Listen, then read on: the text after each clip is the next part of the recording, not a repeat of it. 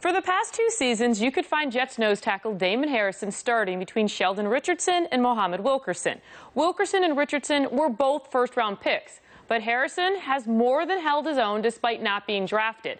Not bad for a guy who didn't even play organized football until his senior year in high school.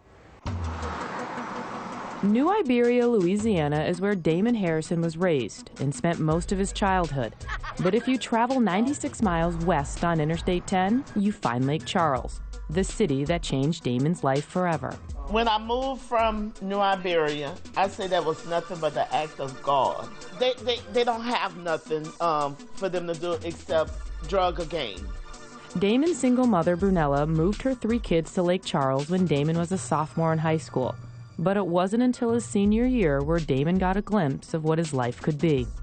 You told me my meal ticket was in football, though, man. It was on this field he learned to play the game of football from Coach James Kelly. And it was Kelly who saw something special in a kid that couldn't make his middle school football team. And Damon never forgot it.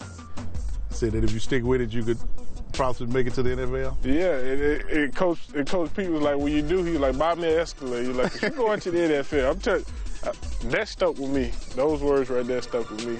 Because, again, that was just somebody I guess he saw something that I didn't see at the time. And despite Damon starring for Lake Charles, Boston, he needed more time to see his potential for himself. He tried football at Northwest Mississippi Community College, but he only lasted 1 semester and ended up back in Lake Charles on a different path.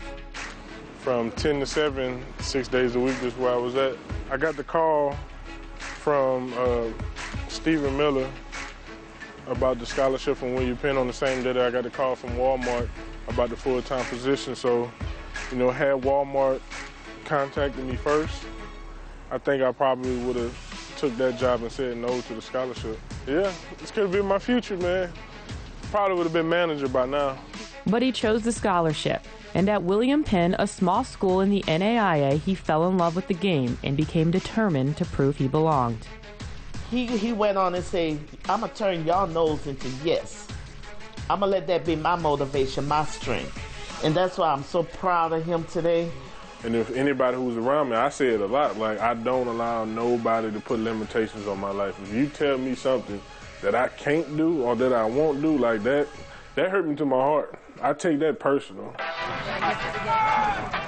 And even when his name wasn't called during the 2012 draft, he wasn't ready to give up, and that perseverance worked because the New York Jets signed him as an undrafted free agent, and he was given a chance to prove himself in training camp that year. And he did just that. And my agent Carmen told me I made the team at the hotel, and then I called her. I was crying. I ain't gonna lie, I was. We both was. It was. And it was so bittersweet because for me, it was answered prayers. You know, I knew that the entire city was rooting for me, but you know, coming home and seeing it, it's totally different, man. Because people that you don't know, they're proud of you. They're happy for you, and the people that you do know, it's the same thing. So it's all love. And I think I'll be walking onto the field this year with more of the city on my back this year. It wasn't an easy road, but it was Damon Harrison's road, and he wouldn't have changed a thing about his journey. Damon Harrison is awesome. I think that's a great word for Damon. Damon recently signed his 1-year tender, meaning he's a Jet for at least 1 more season. A very special thanks to Damon and his family for allowing me to tell his story. It was pretty awesome.